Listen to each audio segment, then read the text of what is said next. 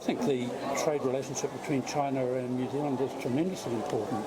For us, China is by far the biggest market now. That's been the case for a while. And a lot of the products that have come out of China have been very important in New Zealand as well, and have actually helped keep inflation down over the years. So that's a very important relationship.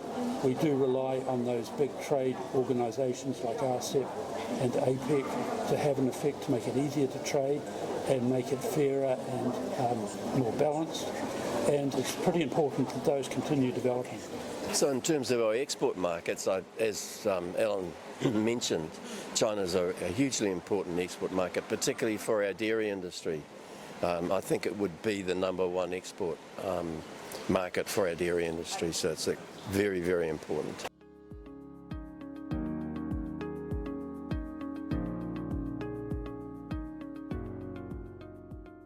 So China-U.S. trade's terribly important. It's the biggest bilateral trade in the world, and it's important to all the third countries in the Asia Pacific as well.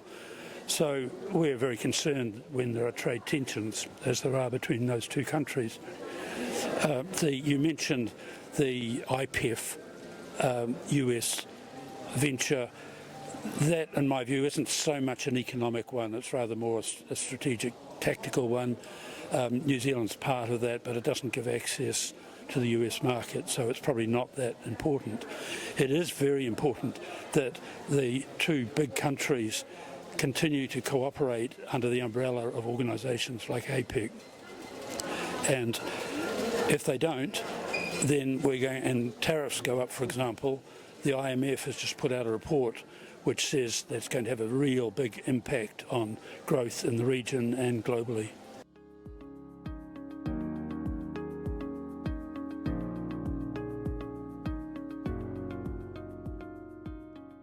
The BRICS, as you said, has just been meeting recently, and they've got big plans, but while it's very interesting to see how they're doing that, those are very different countries, and they still have to show how it's in their advantage to actually work together. One way where they've all got a common view is that ever since World War II, they haven't shared in the governance of big international institutions like the IMF and the World Bank in the way that they probably should.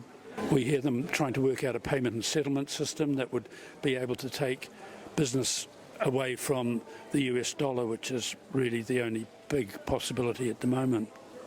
But they still have to prove that they can actually make something out of that yet. And we'll see whether that actually works or not.